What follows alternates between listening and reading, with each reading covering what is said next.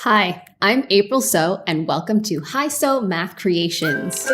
I teach high school math, and I'm here to help you ace your next math test. In today's video, we are going to be going over a quadratics functions test from start to finish. The test is broken down into two sections. There'll be a calculator section and a non-calculator section. The calculator that we use in our classes is the TI-84 plus CE. Now, at the beginning of each section, students are given 2 minutes of reading time. If you're provided reading time as a part of your math assessment, it's a really good idea to think about how you're going to use that time wisely. This is a good time for you to preview the questions in the test and make a plan of attack in your mind for how you're going to tackle the questions. Something that I would pay attention to is the number of marks allocated to each question, and that should give you a rough estimate of how much time you should be spending per question. So if it's a 1-mark question, I would not spend more than 1 minute on that question. Let's go over what topics this test will cover. We'll go over solving quadratic equations using factor form by the square root method, using the quadratic formula, and with technology. Factoring quadratic expressions in the form ax squared plus bx plus c when a is equal to 1 and when a is not equal to 1. We'll go over identifying key features of quadratic functions in all three forms. By key features, we are talking about the y-intercept, x-intercepts, vertex, axis of symmetry, as well as domain and range. The three forms of a quadratic function that we'll need to know is standard form, factored form, and vertex form. We'll be asked to find the equation of a parabola given its graph. We will be solving application-style problems involving quadratics and interpret the meaning of their results. We will model data using quadratic regression with our calculators. We will interpret the coefficient of determination and look at the differences between interpolation and extrapolation. Additional skills that will be covered in this test include function notation, composition of functions, inverse functions, as well as solving systems of linear equations. Now, for this specific test, students are provided with a formula sheet. Depending on your class, you may or may not need to memorize these. Now, you'll notice what's not on here is factored form of a quadratic equation, so you'll need to be able to recognize and use factored form, and this is the form a times x minus b times x minus q.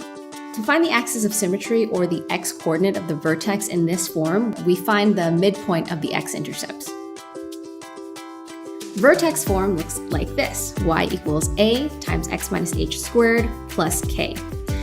In order to find the axis of symmetry, or the x-coordinate of the vertex, is quite simple. That is just x equals h. A word of warning: you will not be getting the most out of this video unless you stop to attempt the questions yourself. You've probably heard this before, but math is not a spectator sport. You need to practice in order to become better at it. When we think we're ready for something just because we understand how it was taught in class or we understood someone else's explanation, this is not enough to demonstrate mastery of the material. We fall prey to what's called the illusion of knowledge.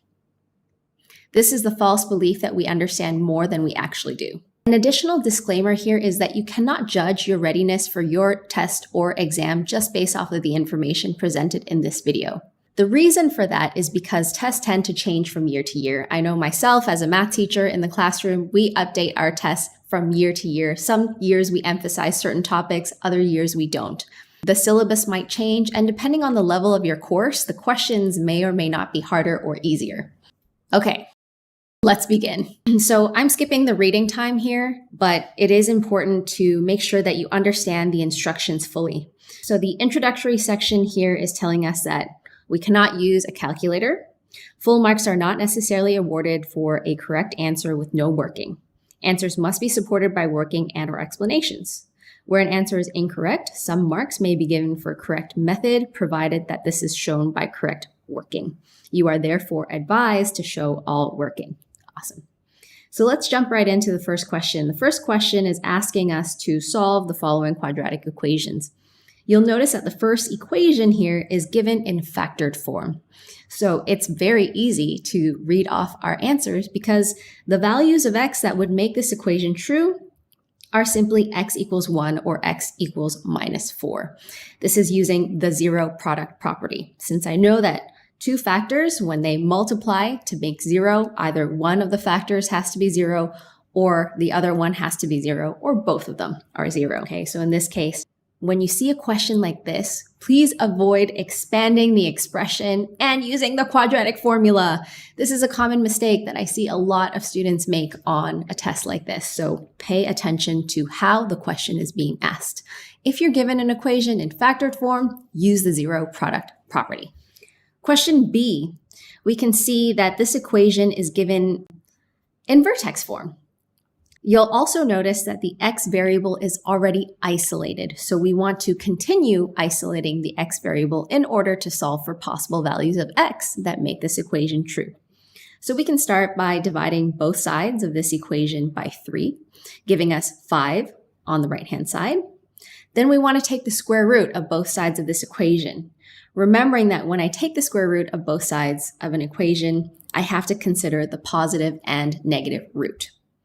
So we're left with x minus 4 is equal to plus or minus root 5. And then my very last step is to add 4 to both sides of the equation, giving us that x could be equal to 4 plus root 5 or 4 minus root 5. Okay, let's move on to question C. Question C, we're given a quadratic equation in standard form. The a value is not equal to 1. And the first thing we want to do here is see if it's factorable. So since the a value is a prime number, I know that my only two possible factors are 2 and 1. So I can set up my factored form just like this. Then I'm going to look at that c value, that constant at the end, and think about what factors of c we have. 18 factors to 1 and 18, 2 and 9, or 3 and 6. So that means the 6 has to be in the second factor and it needs to be negative, and the 3 has to be part of the first factor and it needs to be positive. From here, I can solve for x using the zero product property. So what values of x would make this equation true? We have that x must be minus 3 over 2 or negative 6. For the last equation in question 1, I first need to set my equation equal to 0. And now I have to think about, is this expression factorable? I see that a is equal to 1, so I just need to look for two numbers that could multiply to make minus 5 and add to make minus 3. Now 5 is a prime number, so its only factors are 1 and 5, and there's no combination of those factors that would give me minus 3.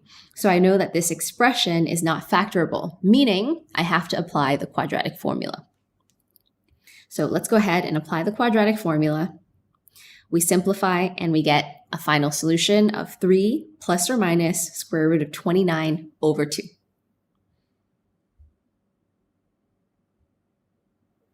Question 2. Given the function f of x equals minus x squared plus 8x minus 12, determine the coordinates of the y-intercept, the equation of the axis of symmetry, the coordinates of the vertex, and the coordinates of the x-intercept. Then we're asked to sketch the graph of f of x, clearly labeling parts A, B, C, and D from above.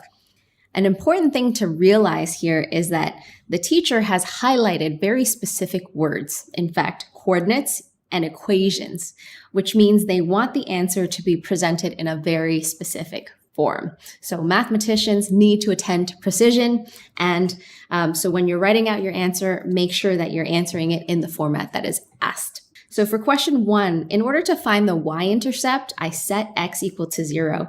Since I have standard form, I can see that when I make x 0 in my equation for f of x, I'm just left with minus 12. So the coordinates of the y-intercept is 0, negative 12.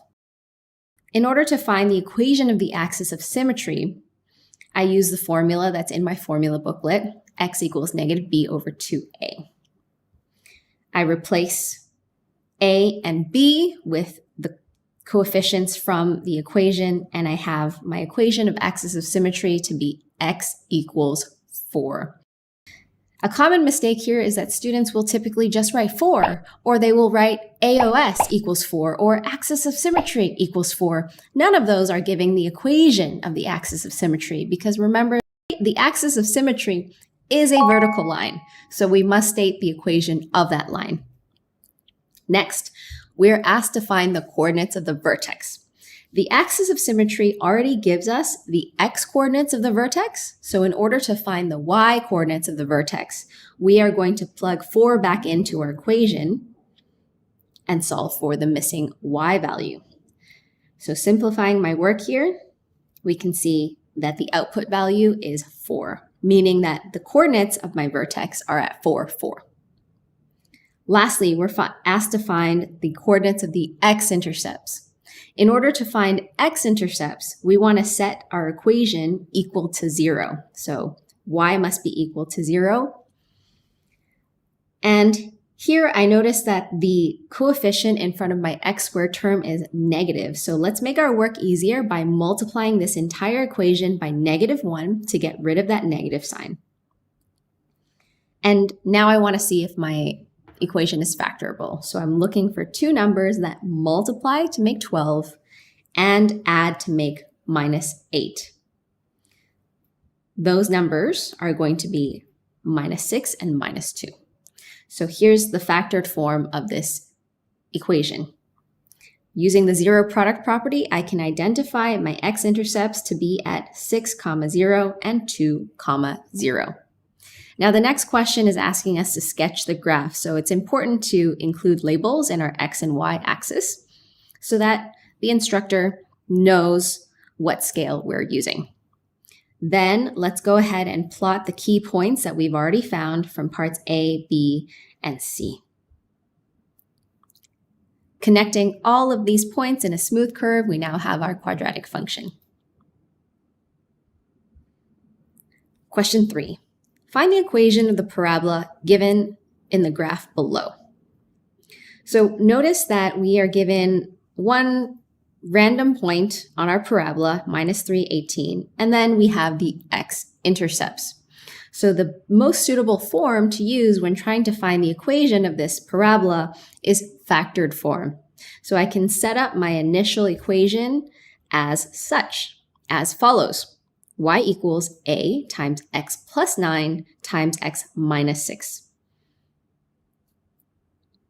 In order to find the a value, I'm going to use the third piece of information from this graph, plugging in the x and y coordinates into my equation. And then I want to solve for my unknown a value. So continuing to simplify, we get that 18 is equal to -54 times a. Divide both sides by -54, simplify your fraction, and we get an a value of -1/3. Don't forget to answer the question and state your final equation, which is y equals -1/3 times x plus 9 times x minus 6.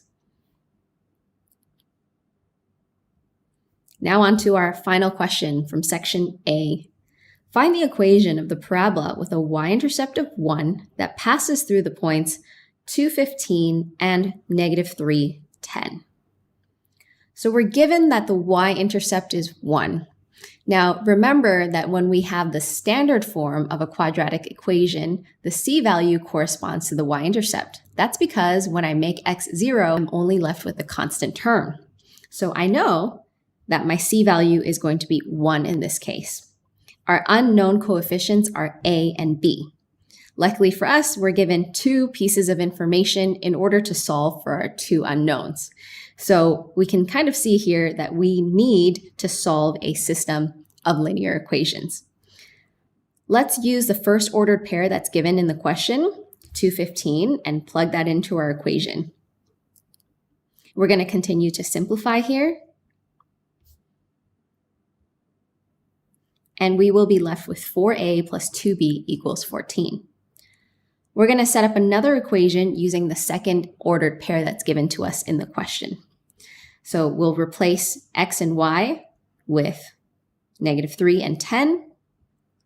Let's simplify this equation. And our second equation comes out to be 9a minus 3b equals 9. So now I have a system of equations. And I can see that if I take equation 1 and divide that by 2, I'm going to get 2a plus b equals 7. And if I take equation 2 and I divide that by 3, I'm going to get 3a minus b equals 3. And now I can add these two equations together. Adding the a terms, I'm going to get 5a. The b terms cancel out, they're eliminated. and my constant is going to be 10. So here, I know that a has to be equal to 2. In order to solve for my missing b value, I'm going to plug a equals 2 back into one of the equations. So here I've chosen the simplified version of my equation 1, and I solve for b.